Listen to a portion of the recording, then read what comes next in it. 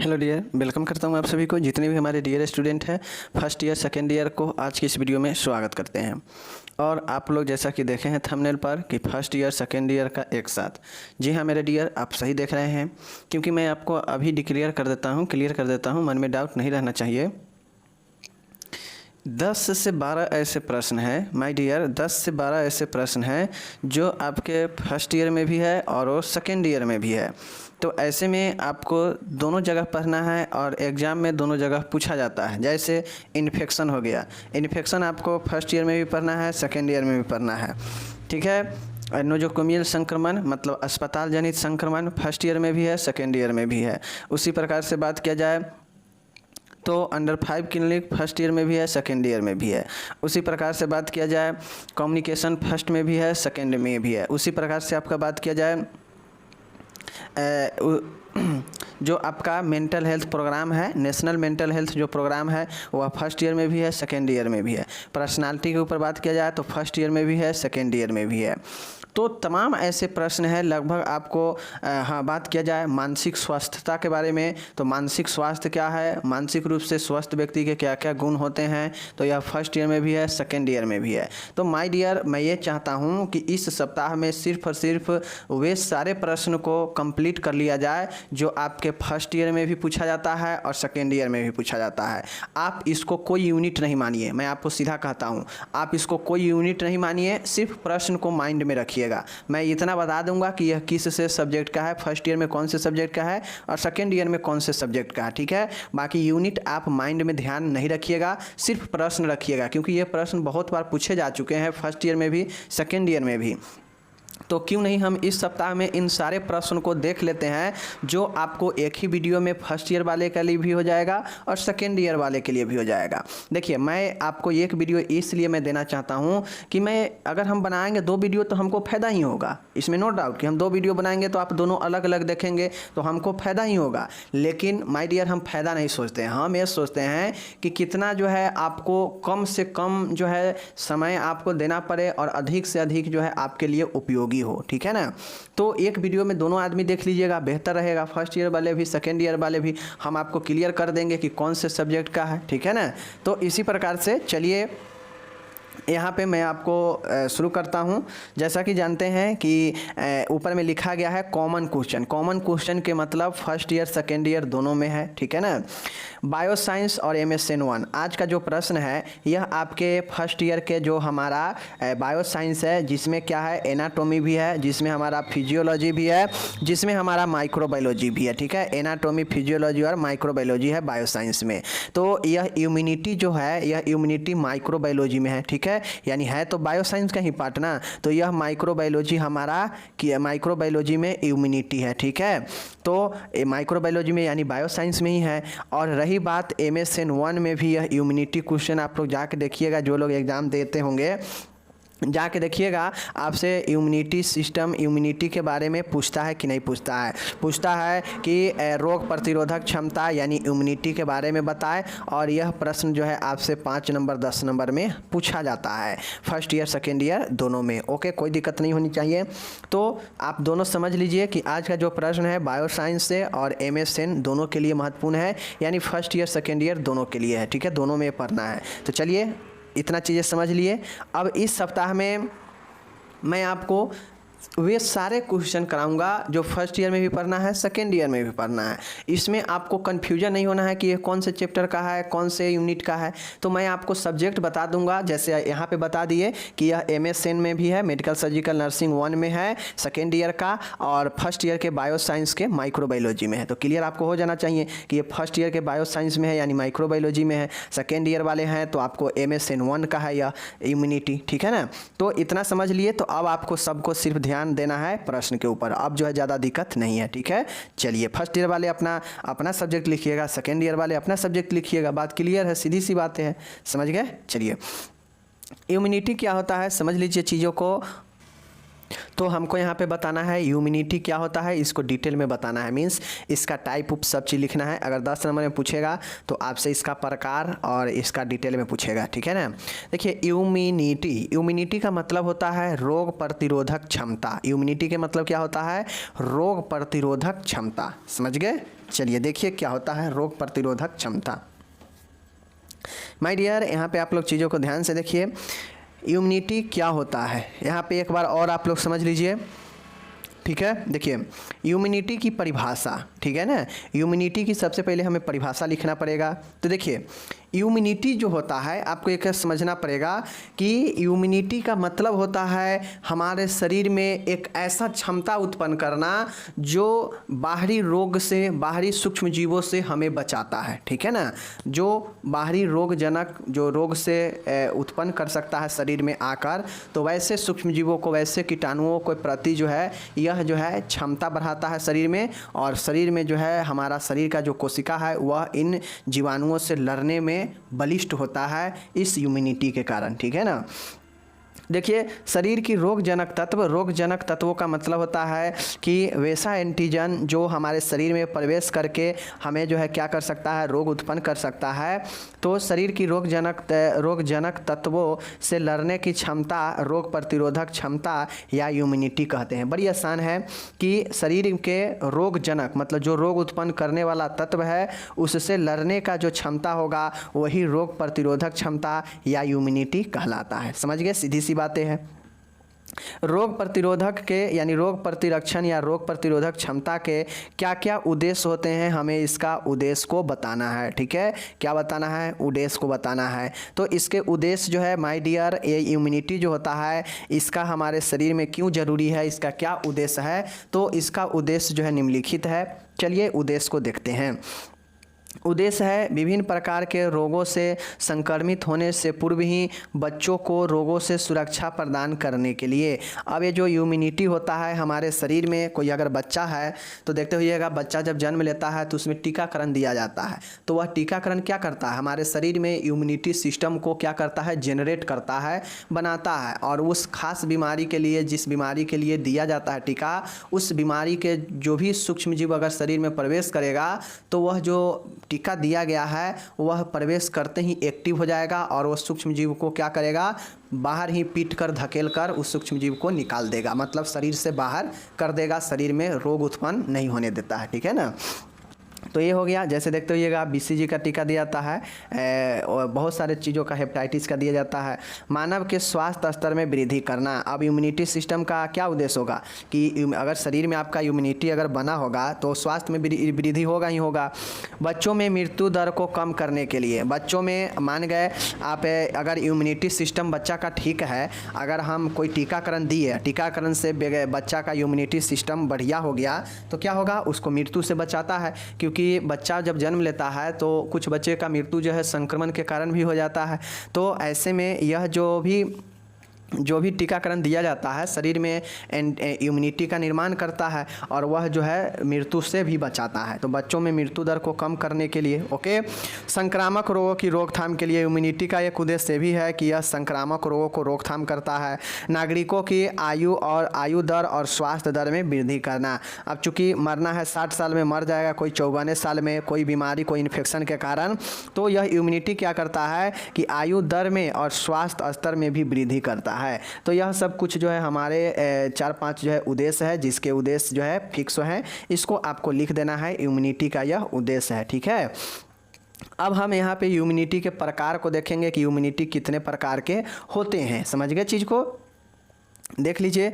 अब आपको ये समझना होगा कि इम्यूनिटी 2 प्रकार के मुख्यतः होते हैं। एक होते हैं इनेट इम्यूनिटी, मतलब इनबॉर्न, जन्मजात, या इसी को हम लोग बोलते हैं प्राकृतिक, ठीक है ना। और एक होता है उपार्जित यानी एक्वायर्ड इम्यूनिटी। तो इस चीज़ को आपको समझना पड़ेगा। एक होता है इनेट इम्यूनिटी और एक होता है एक्वायर्ड, मतलब एक उपार्जित होता है जो हमें बाहर से लेना पड़ता है बॉडी में, तो वह उपार्जित हो जाएगा, अर्जित करना पड़ता है कहीं ना कहीं से। और एक होता है जो जन्मजात होता है, जो हमारे क्या होते हैं शरीर में ऑटोमेटिक रहते हैं। तो यह 2 प्रकार के इनेट और एक्वायर्ड, इसे याद रखिएगा। अब पहला हम लोग देखेंगे जन्मजात या इसी को प्राकृतिक जो है प्रतिरक्षा क्षमता भी कहते हैं। तो देख लीजिए, यह क्षमता जन्म से ही शिशु में मौजूद होती है और किसी भी बाह्य पदार्थ के शरीर में प्रवेश करने से रोकती है। अब जो जन्मजात होती है तो यह पीढ़ी दर पीढ़ी बच्चा में ऑटोमेटिक जो है पाया जाता है और यह क्या करता है कि बच्चे को जन्म से ही मौजूद होता है और यह किसी भी बाह्य पदार्थ को जो है शरीर में प्रवेश करने से रोकता है। बाह्य पदार्थ का मतलब क्या कि कोई सूक्ष्म जीवों को शरीर में प्रवेश करने से रोकता है। ठीक है, इम्यूनिटी का काम ही वही है। उदाहरण के लिए देखिए, जैसे त्वचा है और म्यूकस मेम्ब्रेन है, म्यूकोसा मेम्ब्रेन है, इसमें पैथोजन, समझ गए ना, पैथोजन को भीतरी अंगों के संपर्क में आने से रोकता है। मीन्स जैसे हमारा म्यूकोसा होता है, म्यूकस मेम्ब्रेन है, ठीक है ना, म्यूकस मेम्ब्रेन है, उसके बाद चाहे हमारा त्वचा है, तो इसके जो है आंतरिक जो भीतरी अंग है ना, इस भीतरी अंगों के संपर्क में आने से रोकता है। चूँकि त्वचा तो ऊपर सबका संक्रमित रहता है, कोई ऐसा व्यक्ति नहीं है जिसका ऊपरी त्वचा जहाँ खुला हो शरीर का भाग वह जो है संक्रमित न हो, सबका रहता है, जहाँ जहाँ खुला हुआ है सबका जो है वहाँ पे संक्रमित रहता है। लेकिन उसके अलावा वह संक्रमण अंदर तक अगर चला जाएगा तो फिर प्रॉब्लम हो जाएगा। तो यही कहता है कि जन्मजात इम्यूनिटी एक ऐसा इम्यूनिटी है जो त्वचा हो या म्यूकोसा मेम्ब्रेन हो, इसके भीतरी अंगों तक जो है संपर्क में आने से रोकता है। ठीक है, इसी प्रकार अमाशय HCl भोजन में मौजूद रोगाणुओं को नष्ट करता है तथा WBC फेगासाइटोसिस द्वारा पैथोजन को नष्ट करता है। माय डियर, पैथोजन मतलब होता है रोगाणु, रोगजनक, जो भी रोगजनक रोग उत्पन्न करने वाला वही पैथोजन होता है। माय डियर, जैसे हमारे आप लोग जानते हैं अमासिक रस होता है ना, अमाशय रस। यह अमाशय रस HCl जो क्या करता है कि हमारे भोजन करते हैं तो इनमें कोई बहुत सारा हो सकता है सूक्ष्म जीव भी मौजूद हो, तो हमारा भोजन करने के बाद अगर उसमें कोई सूक्ष्म जीव मौजूद है तो यह HCl जो अमाशय के द्वारा स्रावित होता है, इसमें एक ऐसा गुण पाया जाता है जो रोग उत्पन्न करने वाले सूक्ष्म जीव को उस भोजन में ही नष्ट कर देता है। ठीक है, और यह जो है क्या करता है, नष्ट कर देता है। तथा WBC में जो फेगोसाइटोसिस होता है यह भी जो है पैथोजन रोगजनक को नष्ट करता है। तो यह सब बॉडी में ऑटोमेटिक जो है पाया जाता है, इसके लिए कुछ करने की ज़रूरत नहीं होती है। बच्चा जन्म लेता है तो जन्म से ही उसके शरीर में जो है पाया जाता है, यानी यह पीढ़ी दर पीढ़ी सब में जो है रहता ही है। तो जो ऑटोमेटिक रहता है जन्म से ही वह जो है जन्मजात यानी इनबॉर्न या इसी को इननेट कहते हैं। ठीक है, या इसी को नेचुरल कहते हैं। समझ चीज़ों को। चलिए, अब दूसरा है एक्वायर्ड, उपार्जित। उपार्जित के मतलब होता है कहीं ना कहीं से लिया गया हो, कहीं ना कहीं से अर्जित किया गया हो, यही अर्जित यानी उपार्जित होता है कि उपार्जन करना। ठीक है ना, तो देख लीजिए, यह इम्यूनिटी जीवन काल में किसी फॉरेन बॉडी के विरोध में एंटीबॉडी निर्माण कर एक्वायर्ड की जाती है। इसमें बाहरी वस्तु को एंटीजन कहते हैं। वही चीज़ें है, यह इम्यूनिटी जीवन काल में मतलब लाइफ में किसी दूसरे के बॉडी से जो है किसी फॉरेन बॉडी के विरोध में एंटीबॉडी निर्माण कर एक्वायर्ड की जाती है। मतलब यह इम्यूनिटी जो होता है किसी दूसरे व्यक्ति के जो है किसी दूसरे बॉडी से जो है क्या किया जाता है, लिया जाता है, जिससे एंटीबॉडी का जो है निर्माण करता है और यह एक्वायर्ड की जाती है, अर्जित की जाती है किसी दूसरे के शरीर से। ठीक है, इसमें बाहरी वस्तुओं को एंटीजन कहते हैं। इसमें जो बाहरी वस्तु किसी के शरीर से लिया जाता है, किसी के शरीर में जो है एक्वायर्ड किया जाता है, अर्जित किया जाता है, तो वह जो है क्या हो जाता है, एंटीजन होता है। जैसे मैं बता देता हूँ, बहुत सारे सीरम जो है उपलब्ध होते हैं, जो व्यक्ति को लगता है तो वह सब जो है आपके क्या होते हैं, वह कहीं ना कहीं किसी जानवर का, किसी व्यक्ति का या कहीं से किसी जो है जीव जंतुओं से बनाया गया एक सीरम होता है जो किसी दूसरे व्यक्ति में ज़रूरत पड़ने पर दिया जाता है। तो यह क्या हो जाता है, एक्वायर्ड हो जाता है, उपार्जित होता है कि किसी दूसरे व्यक्ति से किसी दूसरे व्यक्ति में अर्जित किया जाता हो, मतलब दिया जाता हो। तो यह जो है एक प्रकार के बाहरी वस्तु के रूप में एंटीजन होता है। ठीक है ना, समझ गए, जिसके विरुद्ध शरीर में लिम्फोसाइट कोशिका द्वारा एंटीबॉडी का निर्माण होता है। अब जैसे कोई चीज़ जो है किसी दूसरे व्यक्ति किसी दूसरे के शरीर से अर्जित किया जाएगा, कोई दूसरे व्यक्ति अर्जित करेगा, तो यह भी तो एक इम्यूनिटी ही उत्पन्न करता है, समझ गए ना। लेकिन यह शरीर में जो है क्या करता है, जिसे जो है जिसके विरुद्ध में यह बाहरी वस्तु के जो एंटीजन होता है, यह शरीर में जो है लिम्फोसाइट कोशिका द्वारा एंटीबॉडी का निर्माण करता है बॉडी में। समझ गए, ये एंटीबॉडी एंटीबॉडी प्रथम संक्रमण के समय बनती है तथा दूसरा बार संक्रमण के दौरान शरीर को रक्षा करती है। अब मान गए कहीं हम दूसरे किसी से जो है हम जो है इम्यूनिटी लिए हैं, समझ गए, सीरम लिए हैं, ठीक है, किसी का सीरम जो है किसी दूसरे व्यक्ति से हम लिए हैं या किसी दूसरे चीज़ से लिए हैं, तो हमारे बॉडी में जो आएगा, ठीक है, कोई बाहरी वस्तु, तो वह एंटीजन हो जाएगा। अब यह एंटीजन के विरुद्ध जो है हमारे शरीर में एक लिम्फोसाइट सेल होता है। यह सेल जो है एंटीबॉडी का निर्माण करता है।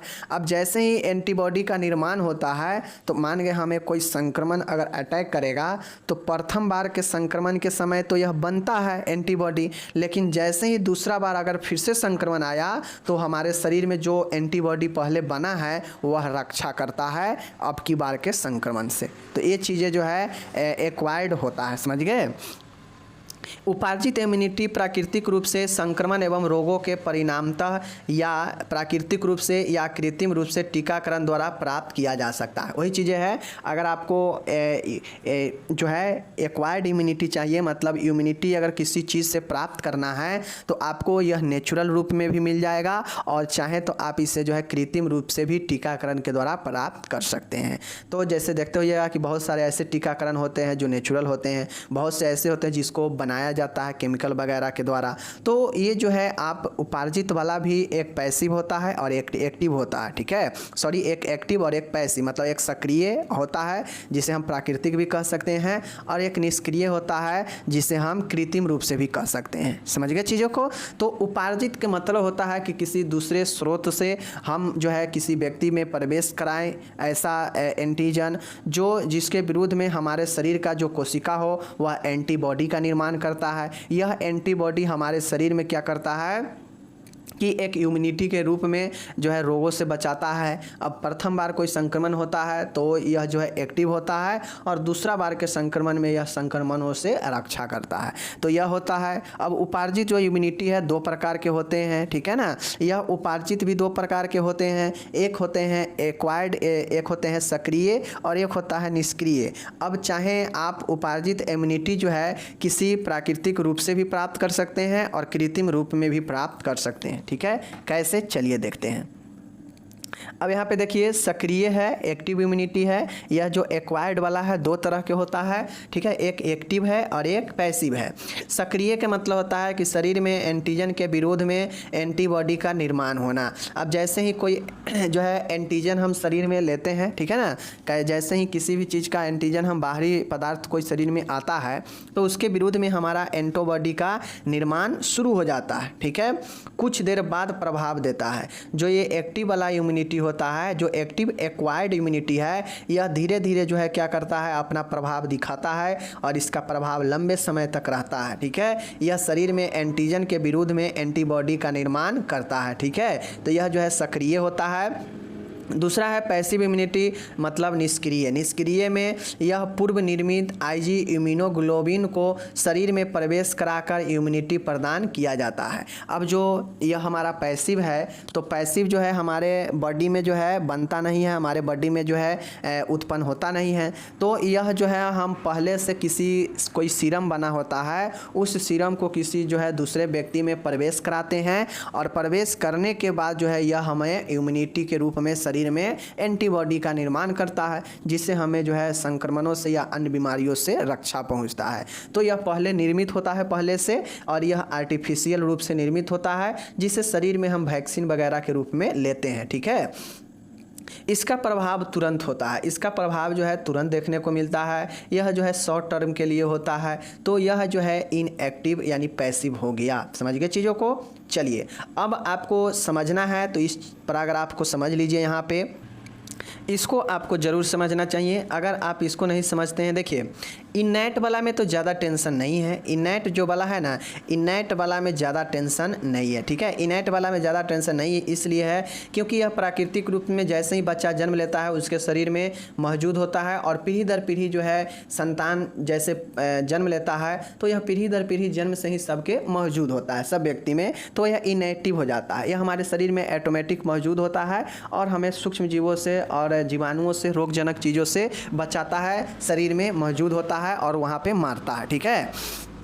एक्वायर्ड वाला जो होता है, यह एक्वायर्ड वाला आप चाहें तो जो है एक्वायर्ड वाला आपके शरीर में भी मौजूद होता है, और एक होता है जो हम किसी बाहरी चीज़ों से अर्जित भी करते हैं। ठीक है, अब ये जो अर्जित करते हैं जिससे जो है आप आर्टिफिशियल और जो है क्या बोलते हैं, एक आर्टिफिशियल होता है जो बना बनाया होता है, सॉरी आर्टिफिशियल होता है जो बनाया जाता है व्यक्ति के द्वारा, एक होता है नेचुरल होता है जो किसी दूसरे व्यक्ति जानवर से निकाल कर व्यक्ति में दिया जाता है। तो यह जो है दो प्रकार का होता है, दोनों का काम वही है कि बॉडी में जाएगा और बॉडी में जाएगा, एंटीबॉडी का निर्माण होगा और शरीर में रोग की क्षमताओं से लड़ता है। ठीक है, एक हो जाता है आपका, इसमें एक्वायर्ड वाला में भी एक एक्टिव हो जाता है और एक पैसिव हो जाता है। जो एक्टिव होता है वह समझ लीजिए कि आपका प्राकृतिक वाला होता है जो किसी जानवर से या किसी व्यक्ति से निकाल कर किसी व्यक्ति में दिया जाता है, तो वह जो है नेचुरल होता है जिसका प्रभाव जो है शरीर में लंबे समय तक चलता है। ठीक है, लंबे समय तक काम करता है। बट जो हमारा सेकेंड वाला ऑप्शन है पैसिव वाला, तो चूँकि यह एक बनाया जाता है आर्टिफिशियल रूप में, तो यह जो है कम समय के लिए होता है लेकिन यह जल्दी प्रभाव दिखाता है, और यह जो है हमारे शरीर में क्या होता है, पूर्व से बने हुए आईजी मतलब इम्यूनोग्लोबिन को डाल दिया जाता है। ठीक है ना, तो यही जो है हमारा हो जाता है इसका प्रकार और इम्यूनिटी समापन। बाकी आप इस चीज़ को समझ लीजिएगा तो बहुत अच्छा रहेगा। कैसे, जैसे एक्वायर्ड है क्या, उपार्जित इम्यूनिटी। ठीक है, एक्वायर्ड उपार्जित इम्यूनिटी आप लोगों को बताए हैं कि एक्वायर्ड वाला आप चाहें तो आर्टिफिशियल रूप में भी मौजूद होता है और नेचुरल रूप में भी मौजूद होता है। आर्टिफिशियल में जो होता है कृत्रिम वाला, यह भी एक्टिव होता है, यह भी पैसिव होता है। नेचुरल है, यह भी एक्टिव होता है और यह भी पैसिव होता है। यह भाग जो है कॉमन है आर्टिफिशियल और नेचुरल दोनों में। अब समझिएगा, जैसे नेचुरल है प्राकृतिक है तो एक्टिव है मतलब सक्रिय है, और पैसिव है मतलब निष्क्रिय वाला होता है। एक्टिव वाला जो होता है रोग होने के पश्चात विकसित एंटीबॉडी जैसे चिकन पॉक्स। अब जैसे ही एक्टिव वाला है, जैसे हमारे शरीर में कोई संक्रमण होगा, संक्रमण होने के बाद जो है हमारा एंटीबॉडी जो है सक्रिय होता है और वह रोगों का जो है रोगों के प्रति जो है क्या करता है, इम्यूनिटी को बढ़ाने लगता है, बनाने लगता है। तो यह एक्टिव वाला हो जाएगा। ठीक है, लेकिन पैसिव वाला होता है जो माता से स्तन दूध द्वारा शिशु को ट्रांसफ़र होता है। पैसिव वाला क्या हो गया, नेचुरल है, यह है नेचुरल ही। ठीक है ना, यह है नेचुरल ही, देख लीजिए है प्रकृति ही। तो मैंने क्या बताया कि किसी दूसरे व्यक्ति से किसी दूसरे व्यक्ति में ट्रांसफ़र होता हो या दिया जाता हो, तो माँ के दूध बच्चे के लिए एक इम्यूनिटी का काम करता है जो माँ से बच्चे को मिल जाता है, तो यह भी एक प्रकार का नेचुरल एक्वायर्ड है। ठीक है ना, ये हो गया। अब यहाँ पे आर्टिफिशियल कृत्रिम वाला देखिए, कृत्रिम में एक्टिव पैसिव यहाँ भी है। अब ये सब वैक्सीन बनाया जाता है। ठीक है ना, यह आर्टिफिशियल रूप से बनाया जाता है, जैसे CBG। ठीक है ना, CBG का वैक्सीन MMR द्वारा विकसित। ठीक है ना, वैक्सीन जो है MMR के द्वारा जो है वैक्सीन होता है, इसको जो है बनाया जाता है सब के। ठीक है, पैसिव है एंटी सीरम IG मतलब इम्यूनोग्लोबिन इंजेक्शन। ये इंजेक्शन किसी व्यक्ति में जो है बनाकर दिया जाता है, देखते होइएगा बहुत सारा एंटी सीरम का इंजेक्शन आता है। ठीक है ना, तो यह एक प्रकार से आर्टिफिशियल होता है जो बनाया जाता है और व्यक्ति में प्रवेश कराया जाता है, और फिर जो है प्रवेश करने के बाद वह अपना रंग रूप शरीर में दिखाता है। ठीक है, तो यही एक्वायर्ड उपार्जित, आर्टिफिशियल नेचुरल। आर्टिफिशियल में भी दो, एक्टिव पैसिव, और नेचुरल में भी एक्टिव पैसिव। ठीक है, इसको ध्यान में रख लीजिएगा।